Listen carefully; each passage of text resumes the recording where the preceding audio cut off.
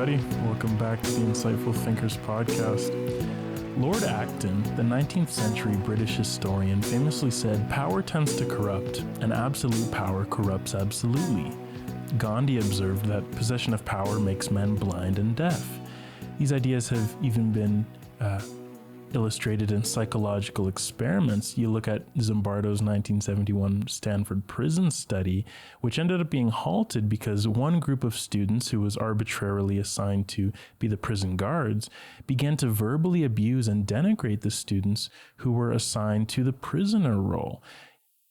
These were just normal students who, just because they were put in a powerful position, even in this Stanford prison, they ended up abusing their power, and they became corrupted in a sense.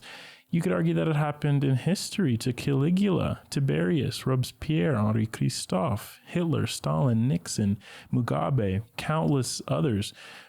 Even in previous episodes of this very podcast, the idea has come up. You look at the Black Panther Party episodes, where how did they start to devolve? Well, they started to abuse their power, and they kind of had a thirst for power too that led to their downfall. So their abuse of power, you look at their so-called security cadre that was used to bribe Oakland's criminal groups to pay them for the right to continue their criminal activities. So the Black Panther Party abused their power by saying, hey, so-and-so Oakland criminal group, if you want to be able to continue your criminal activities, you better pay us. So there they were abusing their power.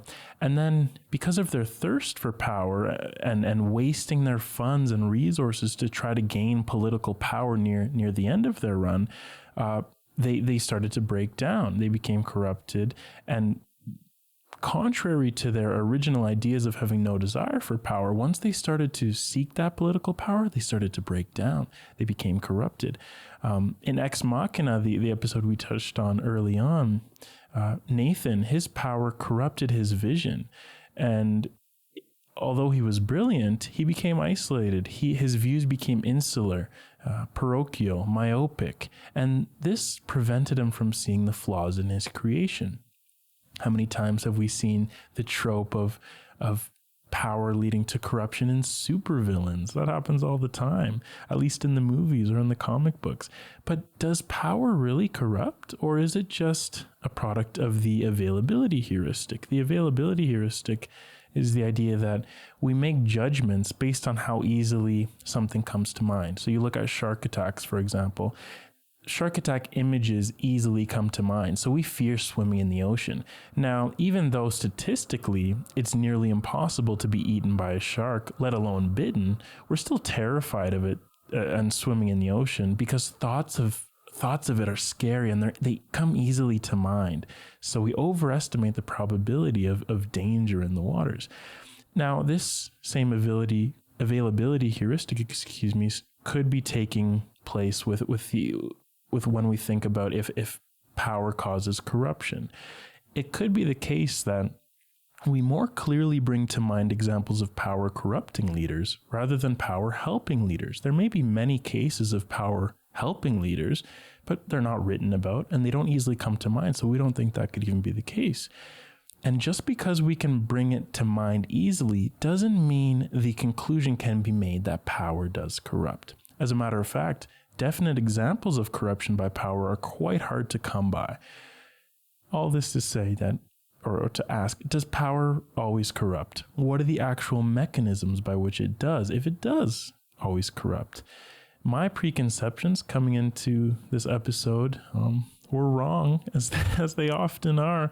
I thought that I'd find conclusive, expansive, scholarly discussions of this idea, since the idea that power corrupts is so common. As always, though, when I go into a study with preconceptions, I find that things are more complex than I initially think. So the primary source that fleshed out some of these complexities was Ricardo Boggs' book, How Power Corrupts, and it seemed to be the most accessible summary that I found on the idea. So I do commend the author for putting it all together. However, there's really hardly anything conclusive in there about whether or not power corrupts, and that kind of disappointed me a little bit. But what we can build an episode on is the indicators of corruption by power, which were laid out well in the book. But first, what Blaug really starts off with is he talks about some of these difficulties in proving that power truly does corrupt. And he talks more about this than whether or not power really corrupts. And it's almost like he's saying these, all of these difficulties,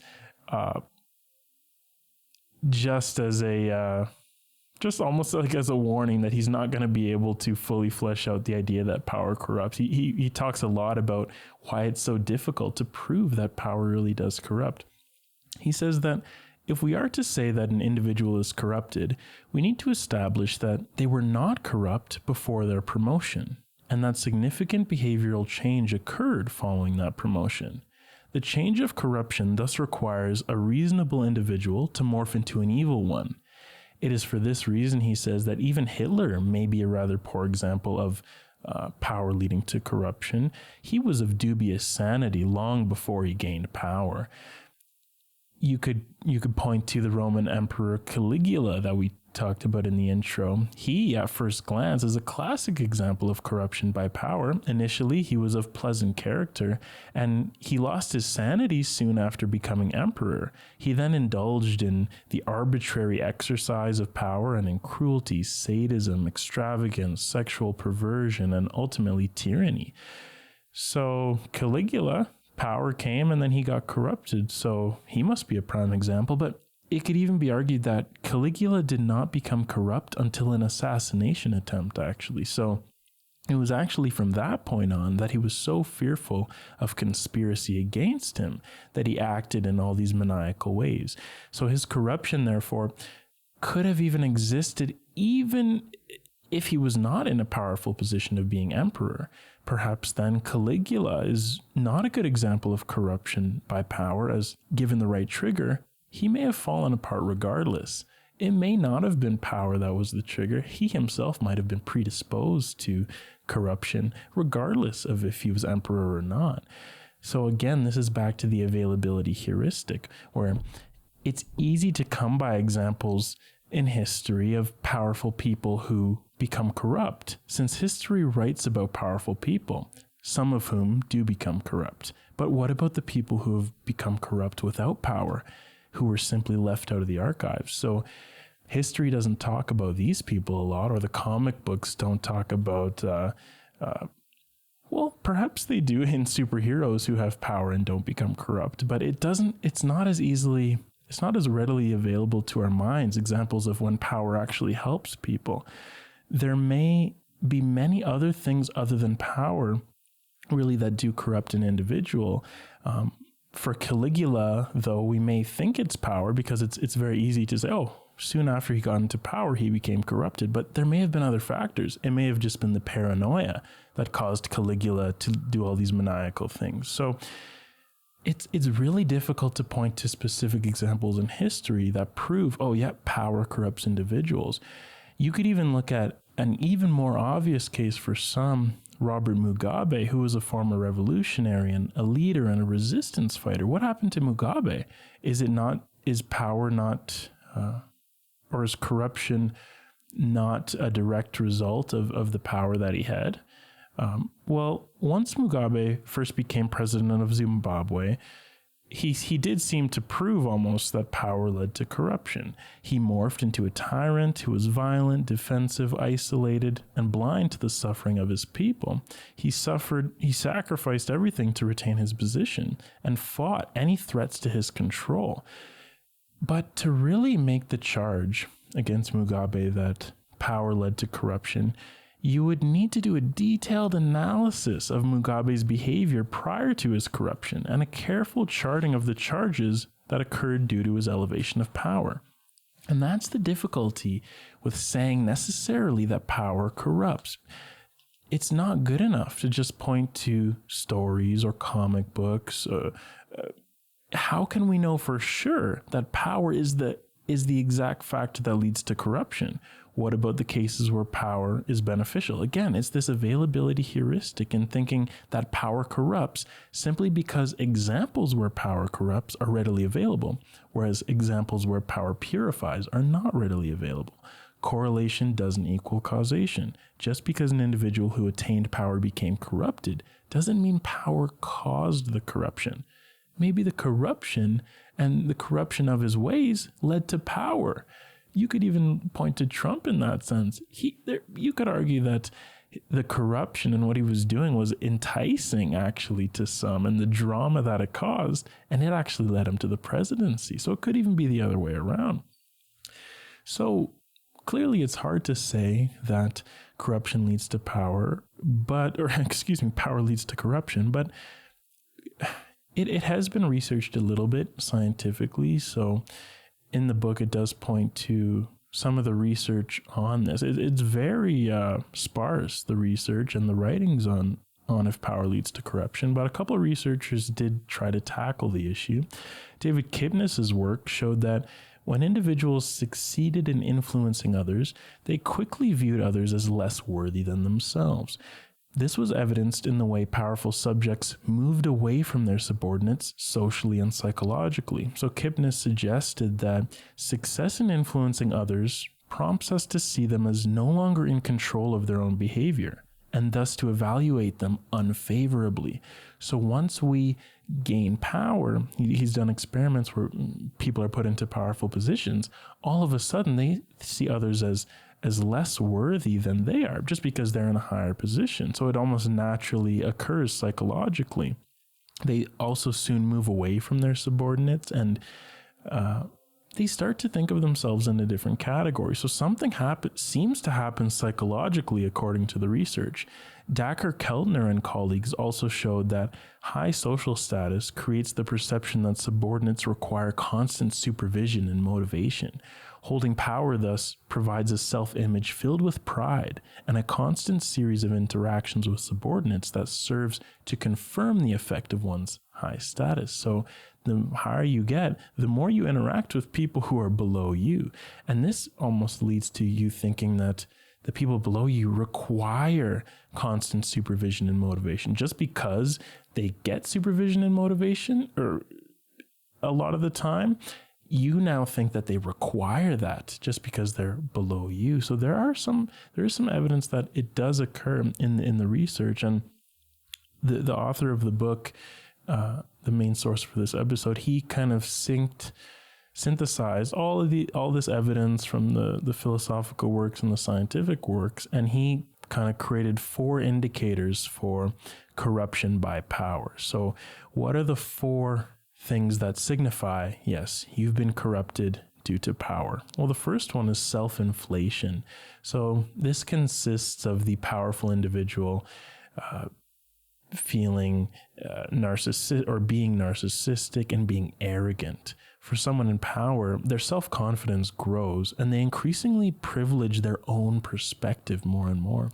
Subordination of the public good occurs in favor of one's own psychological needs. No longer does it really matter what the public want. Now it just matters what I want. How often do we see leaders where you could point to Trump again? I hate bringing him up and bringing attention to his name more than there already has been. But you could point to Trump where he seemed to be acting in a self-interested way. He hardly even cared for the common good in a lot of the things he did, it seems.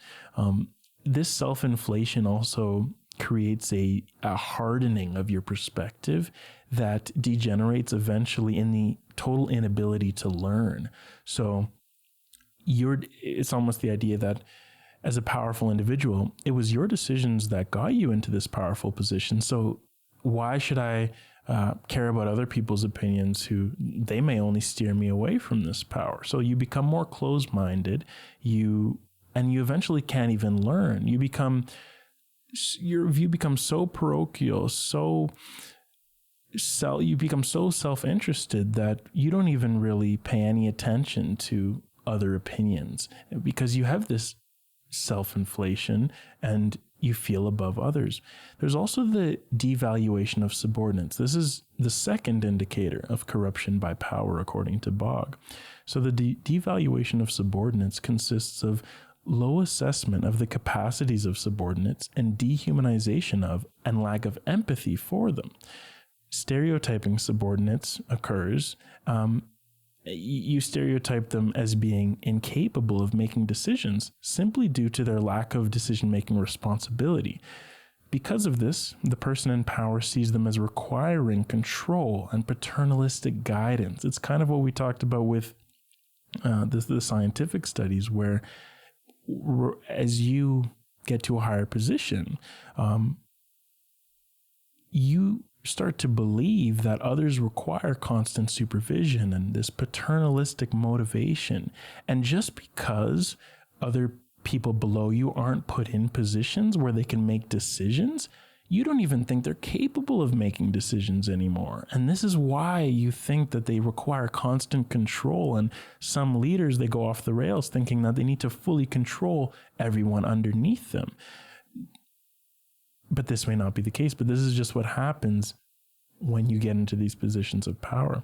Third, the third kind of indicator for corruption by power is that some kind of a separation that occurs. And this consists of a growing inability to accept other perspectives, the selection of advisors who only support one's views, and this all leads to less sources of knowledge and eventually complete isolation.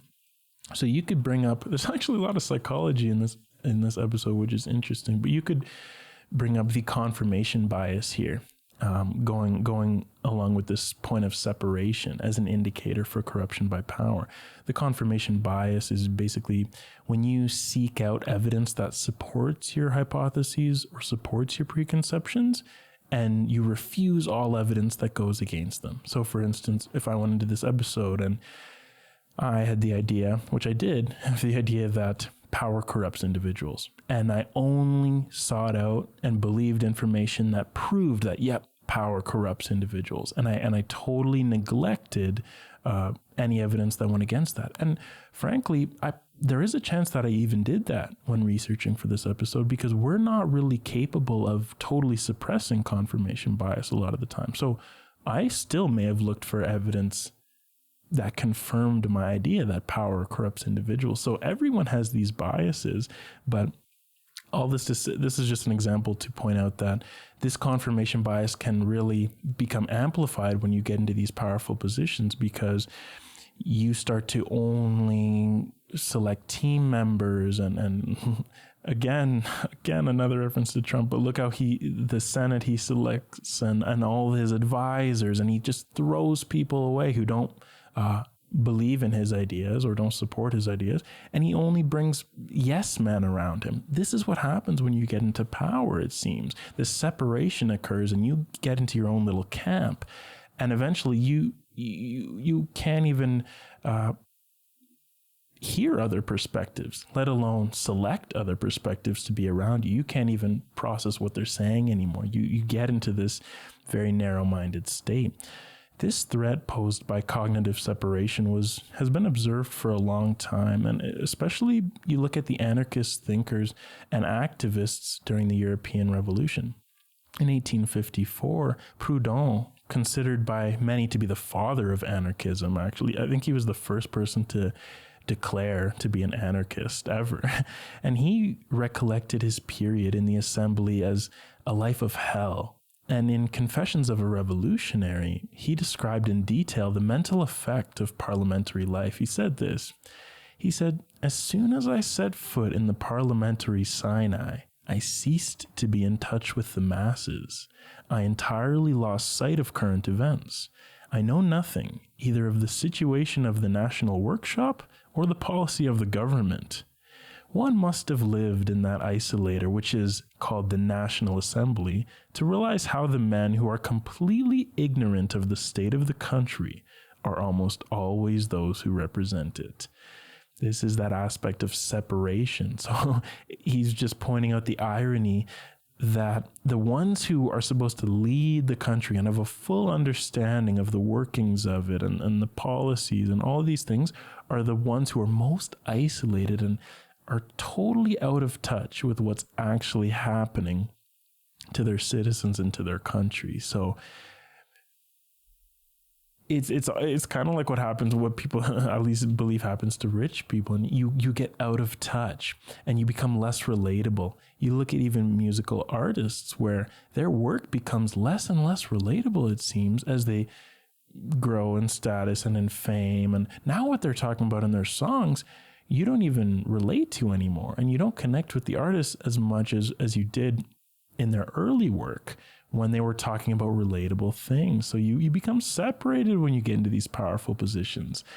So there are so many examples of this, and this is why I wanted to really look at it, because I see it in a lot of areas, and I just wanted to determine if anyone had done a conclusive analysis of if power truly does corrupt. Unfortunately, there's none of that, but these are some examples, and at least the book points to some indicators of what it means to be corrupted by power, what it looks like. And I think it was a good kind of starting point, at least on this issue. The fourth, we did mention there were 4 indicators of corruption due to power. And the fourth one is just invisibility. So it's just that all of these above behavioral changes, self-inflation, devaluation of subordinates, and isolation, they all take place outside your conscious awareness. So anyone in power who did all of these things, they don't even know that they're doing it. They don't know they're becoming more separated, more out of touch, more parochial in their thoughts. They don't understand that they're becoming more separated. They're only bringing in yes men, but they are doing all of that.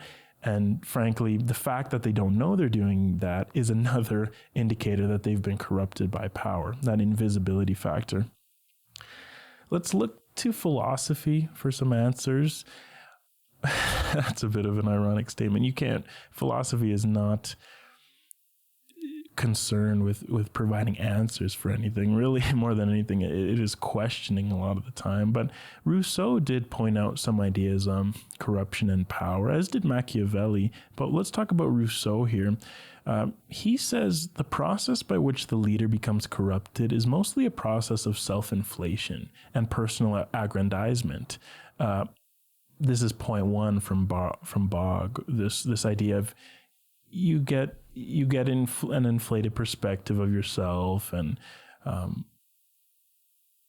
that's kind of what Rousseau thinks is the main process by which leaders become corrupted. So Rousseau says that leaders slowly increase their estimation of their own importance until they eventually come to substitute the interest of the collective for their own self-interest. So first, a leader may be motivated by the collective interest and helping the people and doing something to change the people. You could look at Mugabe, who may have had that initial idea as the revolutionary he was, but eventually their own self-interest totally replaces and supplants this initial collective interest that they wanted to appeal to.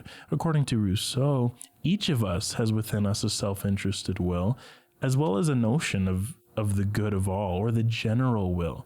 So good judgment for a leader would be if a man can find that general will and forget about the self-interested will and just go for the general will. And for Rousseau, though, the privileged position results in a loss of contact with the general will. So power results in a diversion of energy away from the collective concerns and towards the psychological processes of the leader. You become more self-interested. Your values start to replace the values of the collective. Frankly, you don't even understand what the values of the collective are anymore, according to Rousseau. And this is, in philosophy, at least according to Rousseau, what seems to occur when you get into powerful positions. Self-inflation occurs, and you lose the general will, and you only start to focus on the self-interested will. But it's still not conclusive about whether power corrupts. There is really a lack of literature and detailed examinations to clarify the relationship between power and corruption. It may even be true that the absence of power corrupts, and the absolute absence of power corrupts absolutely, totally opposite to what Lord Acton said. You could probably point out examples of that too. I could have perhaps even found some things about how if you're not in powerful positions and you are a subordinate, you become corrupted. That happens all the time to criminals who would not be criminals if they just grew up in a better environment where they weren't constantly oppressed. So the lack of power may corrupt as well. So really, you guys, as is often the case with these types of examinations of such complex matters, relationships between variables remain unclear, and any conclusion remains completely equivocal. Thank you guys for listening to this episode. As always, even on these episodes where we don't even come to a conclusion, we're just trying to parse out different ideas here, parse out different inconclusive ideas. We're still trying to do the analysis. So I really thank you guys for tuning into that and playing with these ideas with me. Even though it is a bit of a one-way conversation, I do find podcasts interesting because you kind of have a conversation in your mind with that person. And I thank you guys for having those conversations with me every week, even though I'm not hearing much back. I am hearing back from some of you guys in the connect page on the website. I don't bring that up anymore in the episodes, but you can connect on social media and the connect page on the website. Also know that we're growing our community through word of mouth. So if you like this episode, just let one or two people know about it. That's all you really have to do. You can also rate, review, like, comment, subscribe, and follow. These are the digital things that they do help with the discovery algorithms. But ultimately, you guys, whatever you do to support listening and watching, trust me, is always more than enough. Thank you guys so much for tuning into the Insightful Thinkers podcast. We will be back next week, as always, next Monday. Maybe morning, maybe night, but we will be back next Monday for more in-depth analysis into a diverse set of topics. Take care, everybody.